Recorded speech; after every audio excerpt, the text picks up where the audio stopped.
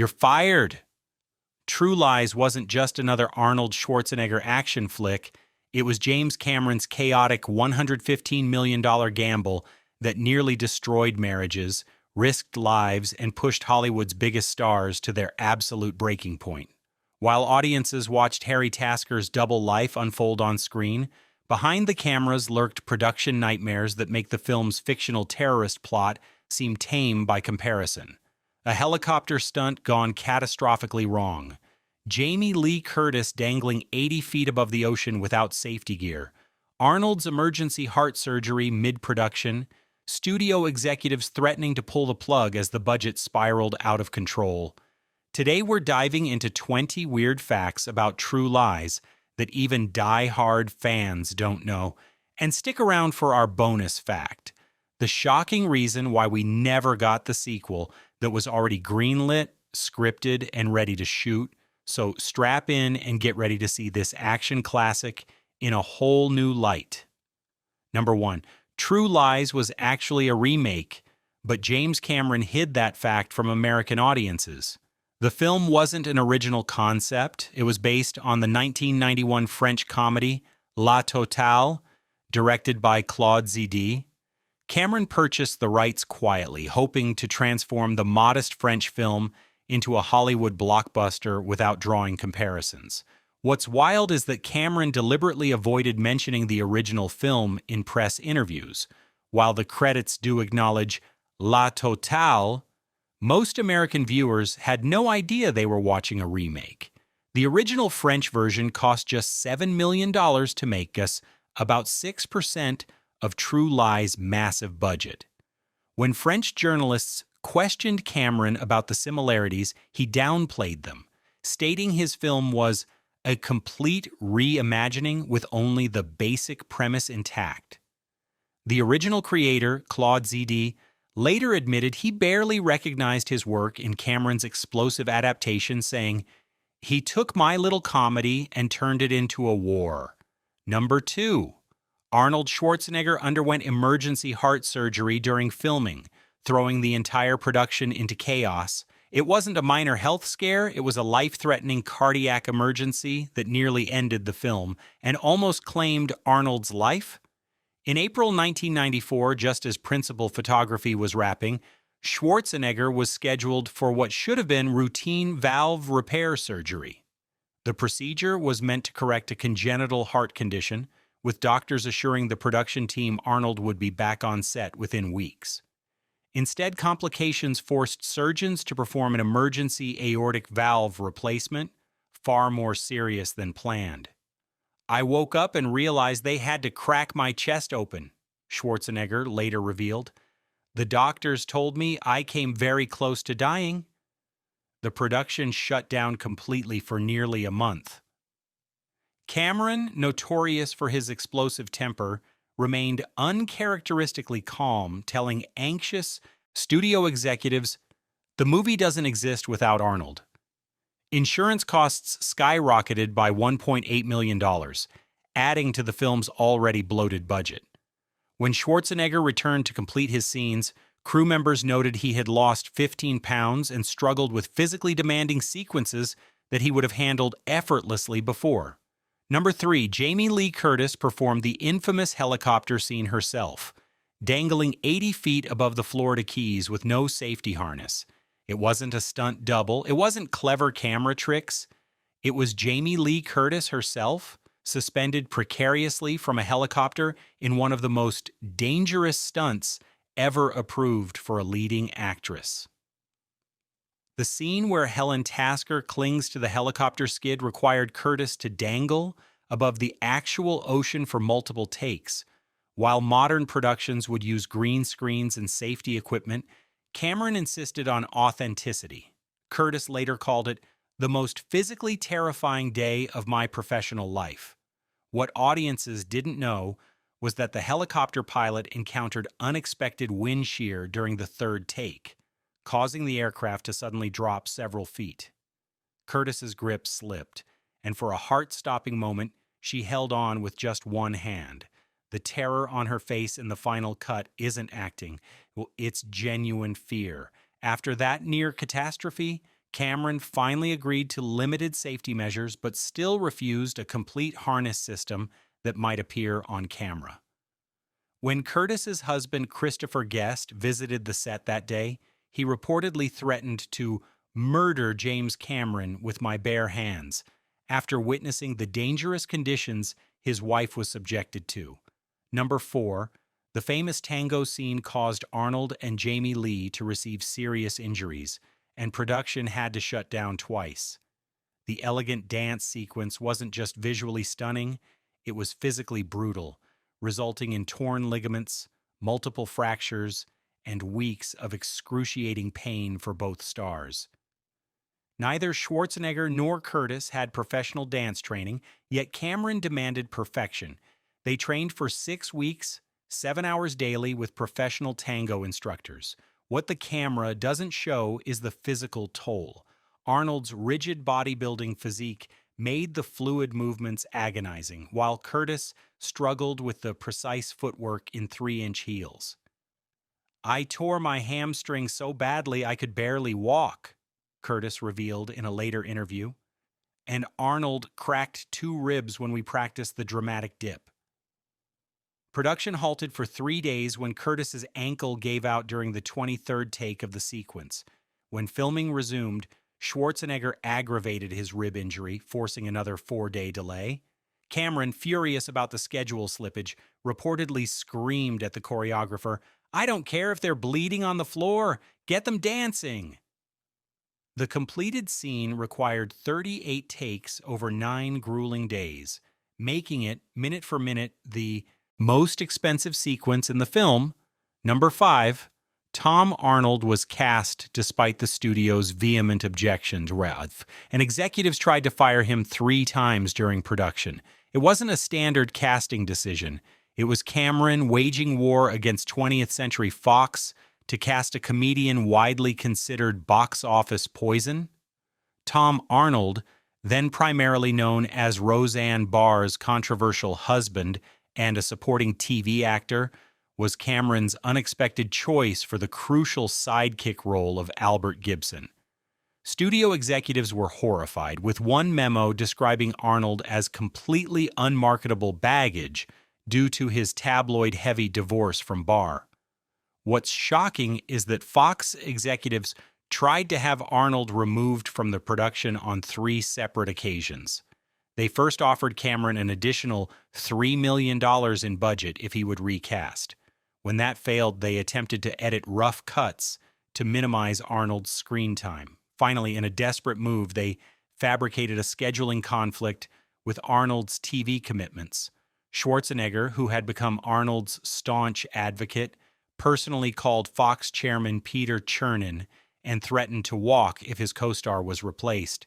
The studio finally relented, but in a petty move, deliberately excluded Tom Arnold from much of the promotional material. Cameron had the last laugh. Critics praised Arnold's performance, with Roger Ebert calling him the film's surprising secret weapon. Number 6. The infamous bathroom fight scene caused $50,000 in damage to a real hotel and injured 3 stuntmen. It wasn't filmed on a reinforced set. It was shot in an actual Miami Beach luxury hotel suite that ended up utterly demolished beyond what was planned. Cameron wanted authenticity for the brutal bathroom fight between Schwarzenegger and the terrorist character, played by Art Malik. The Fontainebleau Hotel agreed to let the production use a soon-to-be renovated suite, with the understanding that damage would be cosmetic and controlled. What followed was anything but controlled. On the first day of shooting, a miscalculated stunt sent Arnold crashing through a wall that wasn't supposed to break, revealing plumbing pipes that then burst, flooding 3 floors below. Rather than stop, Cameron incorporated the flooding into subsequent takes. The following day, a stuntman suffered 3 broken ribs when a toilet that was supposed to shatter safely instead broke into jagged porcelain shards. The production's insurance had to pay for emergency repairs to the hotel's electrical system after water reached junction boxes, causing a power outage in half the building. A furious hotel manager banned the crew from returning, forcing Cameron to recreate the partially completed bathroom set at enormous expense on a soundstage. The scene ultimately required 19 shooting days, 2 weeks longer than scheduled, and became known among the crew as Cameron's Porcelain Nightmare. Number 7, the horse and motorcycle. And chase through the hotel was real and caused a famous supermodel to quit the film in terror. It wasn't clever editing or separate shots. It was Schwarzenegger on a real horse chasing a stuntman on a motorcycle through the actual interior of the Renaissance Hotel in Washington, D.C. Cameron secured permission to film in the hotel by significantly downplaying the sequence's danger. Management expected a simple scene of Arnold walking a horse through the lobby, not a full-speed chase upstairs and through hallways. The production reinforced the marble floors with hidden rubber mats and covered glass surfaces with breakaway props, but still caused over $200,000 in unplanned damage. What few people know is that a then-emerging supermodel had been cast in a small role as a hotel guest, but quit on the spot after witnessing a rehearsal where the horse slipped and nearly crushed a camera operator. Her scene was hastily rewritten for another actress. The hotel's insurance company tried to halt filming midway through the sequence, leading to a legendary shouting match between Cameron and risk assessors in the middle of the lobby. Cameron prevailed by having Schwarzenegger personally call the hotel's owner, with whom he had political connections. The completed sequence used only 30% of the footage shot, as much was deemed too dangerous to include, even for an R-rated action film. Number 8. Bill Paxton's character was originally written as the main villain, until a last-minute rewrite completely changed the film. It wasn't just a supporting comedy role, it was meant to be the film's shocking twist that Simon Paxton was actually the terrorist mastermind Crimson Jihad's American handler. Early drafts of the script featured a third-act revelation that the bumbling car salesman was using his failed attempts to seduce Helen as cover for coordinating with terrorist cells. Paxton had signed on specifically for this complex dual role and spent weeks researching previous undercover operatives who had gone native. 6 weeks before filming began, Cameron completely rewrote the character, eliminating the villain angle entirely. The decision came after a tense meeting with studio executives who worried the twist was too similar to Cameron's own Terminator 2, where a seemingly harmless character is revealed as the main threat. Paxton, devastated by the changes, nearly quit. "I signed on to play one of the greatest villains in action movie history," he later told Empire magazine, and showed up to find I was comic relief. Schwarzenegger personally convinced Paxton to stay, promising to lobby Cameron for an expanded role in the planned sequel. Remnants of the original concept remain in the film, particularly in scenes where Simon seems unusually knowledgeable about Harry's movements and schedule. Number 9. A stunt helicopter crash nearly killed 4 people and destroyed millions in camera equipment. It wasn't a planned effect, it was a catastrophic mechanical failure that resulted in a real helicopter plummeting into the Florida Keys during the film's climactic chase sequence. The scene required a helicopter to fly aggressively under the 7-mile bridge. During the second take, the aircraft's tail rotor clipped a bridge support that pilots had been specifically warned about. The impact sent the helicopter into an uncontrolled spin before it crashed into shallow water. The pilot and 3 camera operators survived with injuries, but the $1.7 million camera package was destroyed along with the helicopter. Go ahead and like and subscribe because we're about to reveal the real reason Jamie Lee Curtis almost walked off the set forever and how her stand against Cameron changed Hollywood stunt protocols for actresses. Number 10. Jamie Lee Curtis initially refused to film the infamous striptease scene and almost quit the movie. It wasn't just acting discomfort, it was a genuine moral crisis that led to Curtis locking herself in her trailer for an entire day of scheduled shooting. The scene where Helen unknowingly performs a sensual dance for her husband was originally much more explicit in the script. Curtis, who had sworn off nude scenes years earlier after feeling exploited in films like Trading Places, found herself pressured by Cameron to deliver a sequence that would make Sharon Stone jealous, according to crew members. What audiences don't know is that Curtis agreed to film the scene only after negotiating unprecedented control over the final cut. She demanded and received the right to personally approve every frame used in the film, brought in a female cinematographer as consultant, and required the set to be closed to all non-essential personnel. Revolutionary demands for 1994.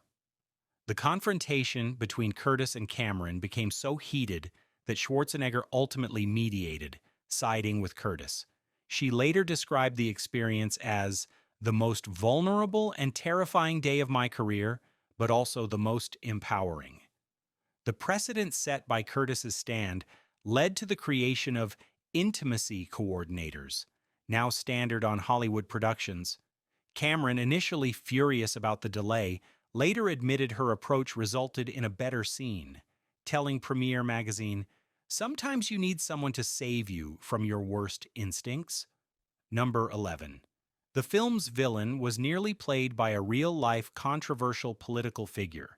It wasn't going to be an actor in the role of terrorist leader Salim Abu Aziz. It was almost a genuine former militant with a history of violent activism who had recently entered politics. In Cameron's quest for authenticity, he approached a controversial Middle Eastern political figure who had previously been involved with militant organizations but had recently adopted a more moderate public stance. The individual, whose name has never been officially confirmed, but whose sources identify as a then-emerging Lebanese political leader, initially agreed to play a fictionalized version of his former self. State Department officials learned of the casting and intervened directly with Fox executives, warning that the political ramifications could be severe. Intelligence agencies expressed concern that the individual was using the film opportunity to enter the United States despite being on a restricted travel list. When Cameron refused to back down, government officials threatened to revoke filming permits for all planned federal building locations.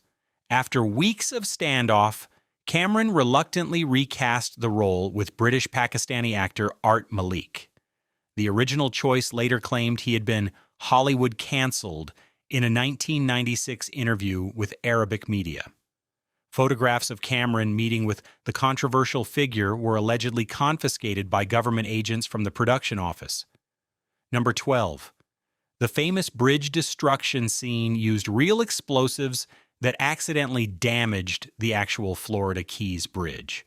It wasn't just special effects, it was 200 pounds of genuine military-grade explosives that caused unintended structural damage to the 7-mile bridge. Cameron insisted on practical effects for the sequence where the terrorist's vehicle is destroyed on the bridge.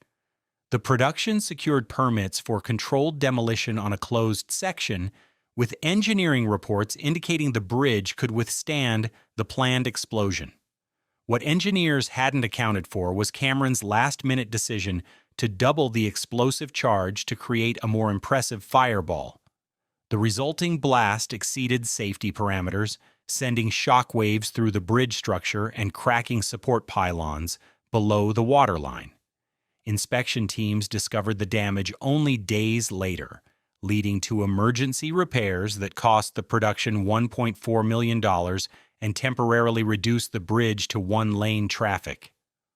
Local officials were furious, with the Monroe County Commissioner publicly calling Cameron a menace with a movie camera.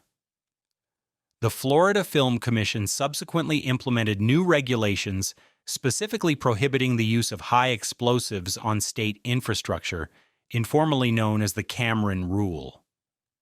Despite this controversy, the shot remained in the film, with Cameron later admitting, "We crossed the line from filmmaking to vandalism, but the shot was too good to lose." Number 13. The infamous truth serum scene was accidentally real, with Tom Arnold genuinely drugged during filming. It wasn't supposed to affect the actor. It was meant to be a harmless placebo that led to one of Hollywood's most disturbing medication mishaps. The scene where Gibson is injected with sodium pentothal required Tom Arnold to act increasingly disoriented. To help him perform the effects, the production's medical consultant provided what was supposed to be a mild sedative that would create drowsiness without impairing cognitive function. Instead, Arnold was accidentally administered an actual benzodiazepine at nearly twice the recommended dosage. Midway through filming, crew members noticed Arnold was no longer following script directions, but was instead rambling incoherently. Rather than stop shooting, Cameron continued rolling as Arnold revealed deeply personal information and became emotionally unstable. When Arnold later discovered the footage had been kept rather than destroyed, he threatened legal action. Cameron agreed to delete most of the genuine reaction, but admitted in DVD commentary that certain moments of authentic pharmaceutical effect remained in the final cut. The medical consultant was fired and later had his license suspended after investigation. Arnold has never publicly discussed the incident in detail, but notably declines to watch the film at reunion events. Number 14.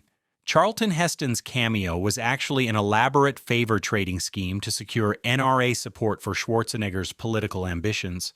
It wasn't just a cool casting choice, it was a calculated political maneuver orchestrated years before Arnold officially entered politics. Heston's brief role as Spencer Trilby, the spy agency director, seemed like simple stunt casting at the time. In reality, it was part of a complex arrangement between Schwarzenegger and Heston, who was then vice president of the National Rifle Association. Schwarzenegger, already quietly planning his political future, sought to build relationships with conservative power brokers without publicly aligning himself with their positions, while still a Hollywood star. The arrangement included Heston receiving a substantially larger paycheck than warranted for his single day of filming. Money that financial records later revealed was partially directed to political action committees. In exchange, Heston privately arranged meetings between Schwarzenegger and key conservative donors at his home. Cameron was initially resistant to casting Heston, preferring a less politically divisive actor, but acquiesced when Schwarzenegger made it a non-negotiable condition of his own participation. The director later discovered the political dimensions of the casting and was furious, telling associates it made him feel used as a pawn in Arnold's political chess game. This behind-the-scenes tension contributed to the cooling of Cameron and Schwarzenegger's previously close relationship. Number 15.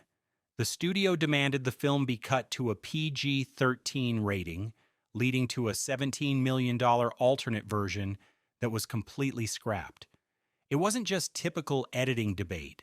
It was a massive secret parallel production created at enormous expense that audiences never saw. Midway through filming, Fox executives grew concerned about international markets where R-rated films faced significant distribution challenges. Without informing Cameron, they ordered the production team to simultaneously film PG-13 alternate versions of violent sequences. For 6 weeks, a secondary unit director shot sanitized versions of key scenes, including completely different takes of the bridge sequence, bathroom fight, and villain deaths. The existence of this shadow production remained hidden from Cameron until post-production, when editors accidentally included alternate footage in a rough cut. His reaction was legendary, reportedly throwing a computer monitor through a window of the editing suite and threatening to remove his name from the film. The standoff ended only when early test screenings of the R-rated version scored exceptionally high with audiences, convincing the studio to abandon their alternate cut. The PG-13 version, which cost $17 million to create, was locked in a studio vault and reportedly destroyed during the Disney acquisition of Fox, though rumors persist that copies exist in private collections. Cameron referenced the conflict in his Oscar acceptance speech for Titanic 3 years later, obliquely thanking Fox for eventually letting me make my movies my way. Number 16. The infamous pee scene was added as revenge against a studio executive who tried to control the film. It wasn't just crude humor. It was Cameron's deliberate act of vengeance against a specific Fox executive who had criticized his vision. The scene where Harry remotely makes terrorist Samir believe he's urinating himself was not in early drafts of the script. It was added after a particularly contentious production meeting where a senior Fox executive questioned Cameron's judgment on several expensive action sequences and suggested the film needed more humor to balance the violence.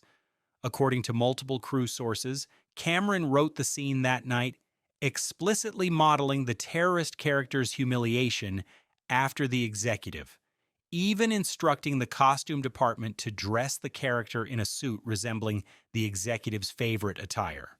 What's more, Cameron scheduled the executive's set visit, specifically for the day this scene was being filmed. When the horrified executive realized what was happening, he attempted to have the scene scrapped, only to discover that Cameron's contract gave him final cut privileges. The director later sent the executive a personalized gift, a framed still from the scene with the inscription, "Next time, bring an umbrella." The executive was transferred to another production weeks later. Cameron never publicly acknowledged the personal motivation, but Tom Arnold confirmed the story years later, calling it the most expensive inside joke in movie history. Number 17. An entire action sequence costing $7.8 million was cut from the film when test audiences found it too disturbing. It wasn't a minor deleted scene, it was a massive 14-minute sequence that pushed the boundaries of screen violence and ultimately proved too shocking even for an R-rated action film. The excised sequence took place between the mall chase and Harry's capture, showing the terrorists attacking a crowded Washington, D.C. subway station. The elaborate set piece involved flooding the station, electrified third rails, and civilians caught in the crossfire. Over 500 extras participated in the chaotic shoot, which required 24 filming days and custom-built water tanks. When the sequence was shown to test audiences, the reaction was overwhelmingly negative. Viewers found the realistic civilian casualties and drowning victims deeply upsetting and gratuitous. The scene scored the lowest approval rating in the history of Fox's audience testing program. Cameron initially fought to keep the sequence, arguing it established the terrorists as truly threatening. He relented only when Fox chairman Peter Chernin made a rare personal appeal, noting that the scene's realistic violence felt disturbingly similar to recent actual terrorist incidents. The subway sequence was removed so late in production that references to it remain in the film, particularly Harry's inexplicably wet clothing in subsequent scenes and dialogue about flooding the tunnels. The footage was believed destroyed until 2008, when a partial work print appeared at a collector's convention before being quickly confiscated by Fox attorneys. Number 18. Arnold Schwarzenegger secretly paid $1.5 million of his own salary to add the film's most iconic action scene. It wasn't the studio's money. It was Arnold personally financing the Harrier jet sequence when the budget had already been maxed out. Late in production, the film was already $23 million over budget, leading Fox to demand Cameron cut the elaborate finale featuring the Harrier jet. Studio calculations showed eliminating the sequence would save approximately $7.8 million in production costs. Cameron fought the decision, but ultimately lost when executives pointed to contractual spending caps. Rather than abandon what he considered the film's centerpiece, Schwarzenegger made an unprecedented offer. He would redirect $1.5 million from his own $15 million salary to partially fund the sequence. This contribution, combined with Cameron's agreement to defer $2 million of his directing fee, allowed a scaled-down version of the Harrier sequence to be filmed. Arnold's investment came with conditions. He negotiated additional points on the back-end profit participation and secured approval rights over all marketing materials featuring the jet scene. The arrangement was kept secret until years later when financial documents from a divorce proceeding revealed the unusual salary diversion. When asked about it in 1999, Schwarzenegger simply stated, "Sometimes you have to put your money where your explosion is."